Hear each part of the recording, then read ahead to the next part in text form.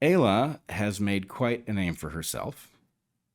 I will say I appreciate one thing that Aella does. Aella, who describes herself as autistic, has specialized in essentially publicly sorting out uncomfortable topics. She runs polls, she asks people questions that no one will ask.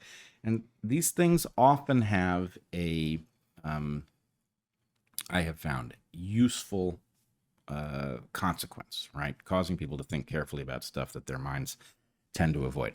There have certainly been cases where she's asked stuff that just feels like, oh, geez, why would you even go there? But in any case, I will say that there is a part of me that appreciates that aspect of what she's doing. But in this case, Aella has gone on a rant, a multi-tweet thread.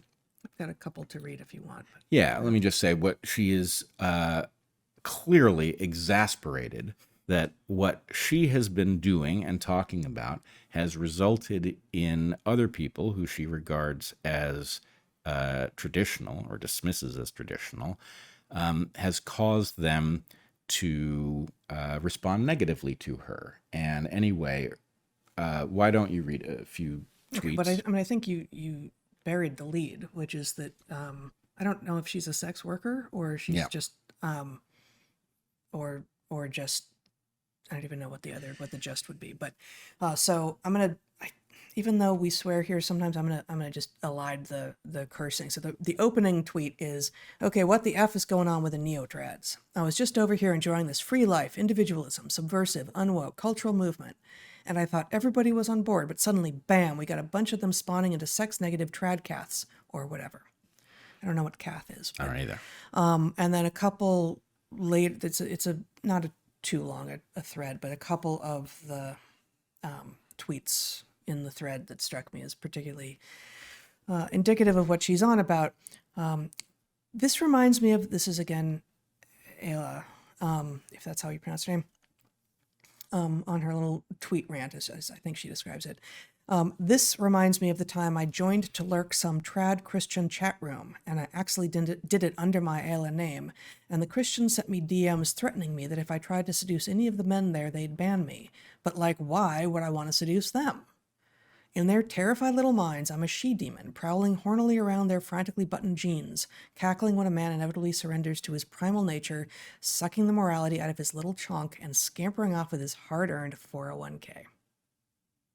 So I read those two because they strike me as just really inconsistent with one another in terms of, for someone who is supposedly very self-aware of her impact on the world.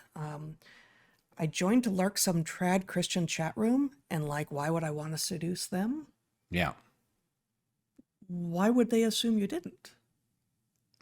Like, what are you doing there? You just used the word lurk and trad Christian chat room, and anyway, you had a number of things you wanted to say about this.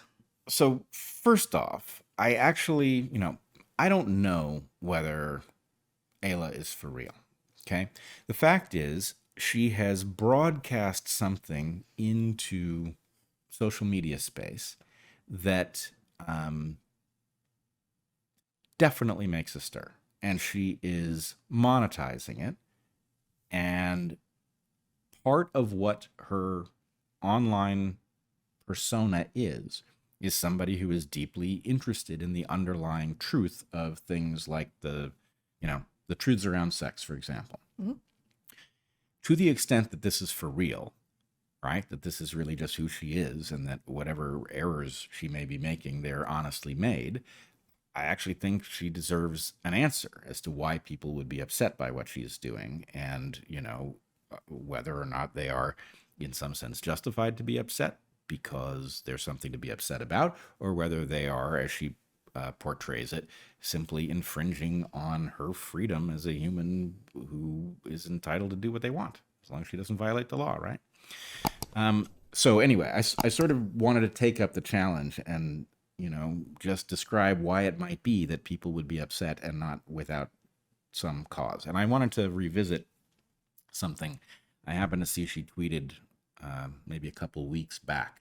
And she was talking, so she's, of course, polyamorous, and she was talking about how she, not only is she going to go screw other people while she's in a relationship with somebody, but she would be kind of turned on if her partner was also getting laid, right?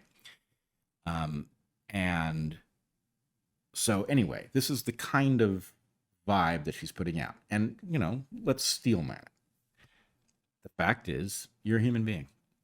You're the descendant of some species. You get one life. There's obviously something good about freedom.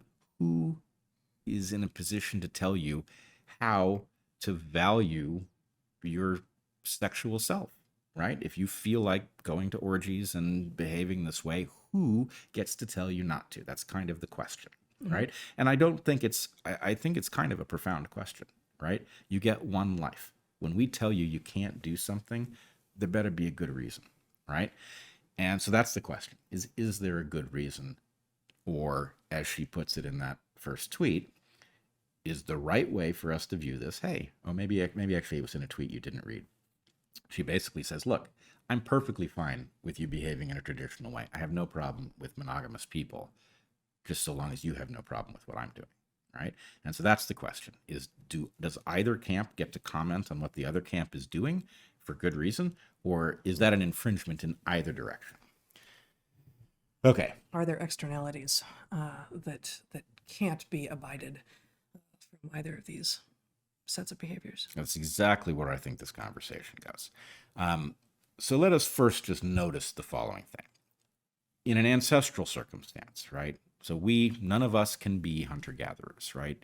It's actually just not legal. You can't take up hunting and gathering because you need a hunting permit and a gathering permit, and where would you do it? And, you're either on public land or private land. And so the point is, civilization took that birthright of yours, and it took it away, and it gave you some things in exchange. It gave you leverage in the world, right? You're much less likely to starve.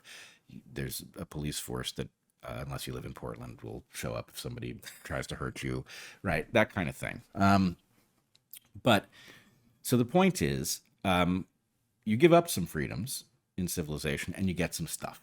And I wanted to point out first, before we get to any of the externality stuff, if somebody decided to deploy Aella's program in some past circumstance, 1,000 years ago, 10,000 years ago, it'd be a pretty short ride, right? Because they'd end up almost immediately pregnant. And if they weren't careful about how that happened, they would end up raising offspring alone or depending heavily on family. And so there's a reason that all of those ancient cultures, and in fact every culture that's ever been, has had rules about sexuality and how you deploy it, right? That's not window dressing. That's not inherently oppression. If I may, it may be that sort of the core tension is, what do we do with the freedoms that are made available by technology? That's it. So to the extent that one can control their own conception of offspring, and that opens up a whole range of possibilities, the question is, are those all open to you to choose?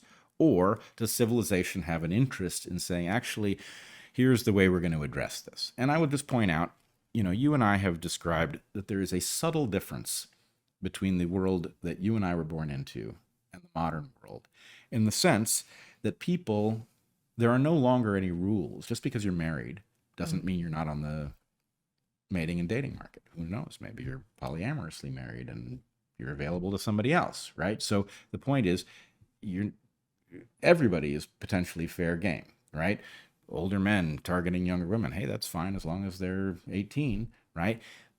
It's all on the table. Is that good? Or is that actually harmful to what civilization is about? And so, okay, birth control makes it possible to do a great many things that would not have been possible in a prior circumstance.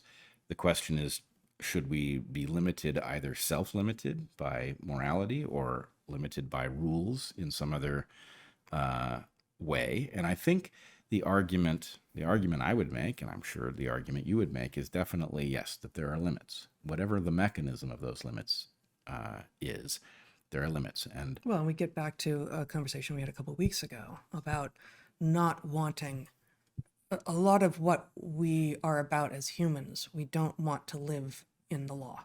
It's too permanent. It's too hard. It's too difficult to change. And so we use things like morality and shame and appreciation and support and and the lack of support in order to nudge and move and create a world in which we all can do within limits that which is best for us while also impinging the least on others. absolutely. And I think this is, in the moment, very much the most important point, which is there are limits.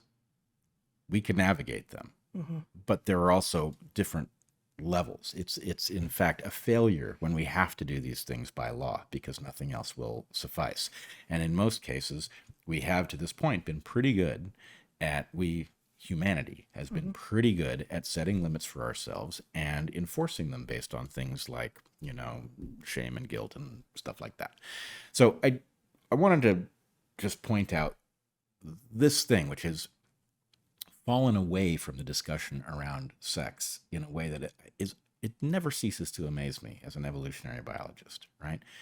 Sex is obviously something way beyond reproduction for humans, and that is evolutionarily true. Evolution made humans enjoy sex when it is not reproductive, and that is an adaptation, right? So that is a major evolutionary change.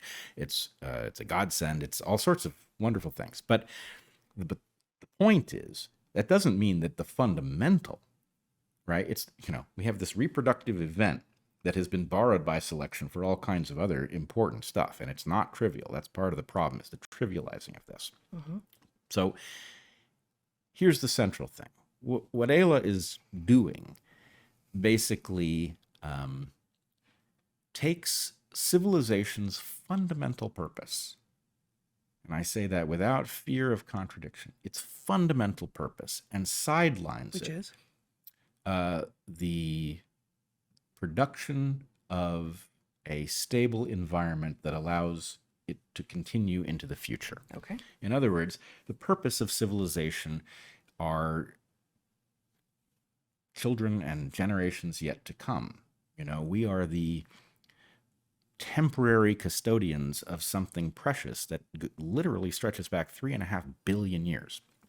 And our civilization is the current manifestation of this. And if our primary job is not understood to be making that possible to continue, then we fucked up, right? And so the frustrating thing about what Aella is saying is, all else being equal, you as a human born onto the earth with a clock ticking before you go should be as free as possible. But as free as possible does not mean free to do anything and everything. It means within reasonable limits, where we have an interest in regulating behavior, maybe not by law, maybe just by tradition. But that has to come first. And to the extent that what Aella is doing is monetizing sexuality, she may be doing something else. Maybe this is fulfilling to her, or maybe it's just about money. But it doesn't really matter. The point is, it's really bad for the raising of children, right? The idea that we are going to take sexuality and we are going to turn it into this a la carte thing that anybody can re-envision in any way is definitely a threat to the much more constrained version of this, in which people partner long-term for the production of a home that is hospitable to the raising of children who are then well-equipped for the world that they emerge into. And that stability creates the room for the remarkable things about humans that other organisms don't do. It creates the room for art and creativity and science and analysis and discovery and exploration and innovation. under times of no stability, you don't have time for any of that. And maybe you get more sex with more people. Maybe. I'm not even convinced of that long term, right? But it's stability, I think, will be trotted out by people who make these sorts of arguments as boring, as staid, as trad. And I guess I would say, to the degree that I still feel compelled to defend Enlightenment values, understanding, more in the last few years about some of the ways that the Enlightenment can be understood to have caused some problems too. But if I am going to stand strong in defending Enlightenment values, which again, bring in an age of greater wealth across for more people because of the analysis and the innovation, the discovery and the creativity that is facilitated therein. That can only happen from a stable base. Like that does not emerge from total chaos. And that's not to say that individuals being chaotic can't bring tremendous insight into the world, or that after the phoenixing of civilization doesn't often produce some of the fastest growth of insight and such after something like war or genocide. But you don't need to burn it to the ground in order to get there. Yeah. In addition to what you're pointing to, which is that a civilization that is well structured to function, to produce children who are competent and secure, produces an excess that we can spend on all of the most marvelous stuff, right? That is absolutely true. The dark side of that is that this is also necessary for the safety of civilization, right? Civilizations need to be able to sober up when they are threatened by something. And to the extent that we have turned civilization into a carnival, we do not have the seriousness of purpose to handle things like an enemy that, Yeah, and it's a carnival. It's this like surface level excitement, and it's fast everything, as we talk about in the book, and as we talk, it's fast food, fast sex, fast media, fast everything, and it's titillating, but none of it is as satisfying or long-term pleasurable as the non-fast versions. And fast is a stand-in here. And so, slow junk, yes, junk food, junk entertainment, junk sex. That's better. Thank you. It doesn't, it standing against that is not, and, I think it comes up in this thread as well. And as we have said over and over again, and as we write in our book, the sex positivity movement is cleverly but dishonestly named, right? That is not actually the people who are engaging in the sex positivity movement by far do not have a monopoly on the people who enjoy sex. And indeed, there are many of us who will argue that what that does is goes down a path towards more junk sex, more objectification, more dehumanization. And objectification, dehumanization are key components in really bad sexual environments and relationships, not the other way around. So sex positivity is actually really bad for sex as well as humans and everything else. Yeah, I wanted to point out a connection. I'm not sure exactly how to describe it, but if you think about, you have a pleasure center, right? Let's just oversimplify this neurobiologically. You've got a pleasure center, right? It is supposed to be triggered when you accomplish something, right? The eureka moment scientists describe, right? That is a reward you get for hard work thinking about something and the discovery of the answer of it, okay? It's one example among many, okay? You build something remarkable, you invent something, you get a burst of reward, right? Is it good for the reward center to be triggered? Oh, yes. What happens if you trigger it without having accomplished anything? Well, if you do it too much, you'll wreck your life, right? This is why drugs that simply trigger that rush are so dangerous, is that they take the reward that's supposed to drive you to all sorts of productive behavior, and they cause it to be connected to a totally pointless at best activity, right? And so the point is that will take somebody who might otherwise be motivated to do something productive and maybe great, and will cause them to do nothing useful at all. Okay, that's the nature of the pleasure center and the triggering of it by short-circuiting the pathway that is supposed to trigger it. Yep. Well, guess what? The pleasure of sex, top of the list of pleasures. This is a matter of short-circuiting it. This is like a drug, and it's not a chemical drug, but the point is, it is that same idea that, hey, I've got a sexual pleasure center. I should be able to trigger that thing anytime I want, with anyone I want, in any way I want. And who's to tell me I can't? It's my pleasure center after all. Well, it's the same kind of advice as saying, you ought to think really careful about taking, About having a jar of Pringles every day. having a jar of Pringles, That looks appealing. Or- that tastes really good going down. snorting a line of Coke, or whatever it is, right? Any of these things that short circuit a fundamental motivator like that is a danger. What's it a danger to? Well, it's a danger to you, but it's also a danger to civilization. And, as I've tried to make this point, civilization used to run in part for a reason that's very uncomfortable, which was sex was scarce. And in order for men to be worthy of a sexual relationship, they had to impress, they had to achieve, right? I'm not arguing that's how the world should be structured now. That's a very biased world from a sexual point of view. But it did accomplish a lot of shit, right? It built civilization. And so the point is that was a motivator from the opposite world, right? The world that you are describing, Aella, is a world in which this is available to anybody who wishes to turn this into a game.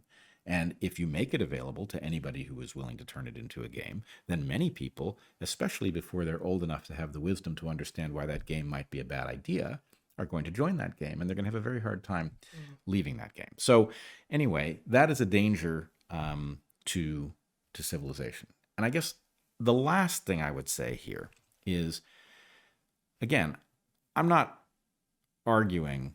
I really don't know to what degree Aella is reporting her motivations accurately, or to what extent her motivations are part of the allure that she is using to monetize this persona that she has built.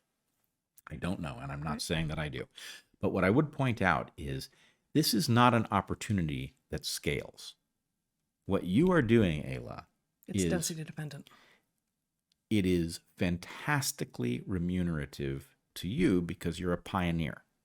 And the point is, how many of those spots, it's like, the NBA lures people who might have studied something that would have given them a route out of bad economic circumstances, but because the allure of that small number of positions is so great, it causes people not to realize, actually, the chances that I'm going to get there are so low, I can't do this.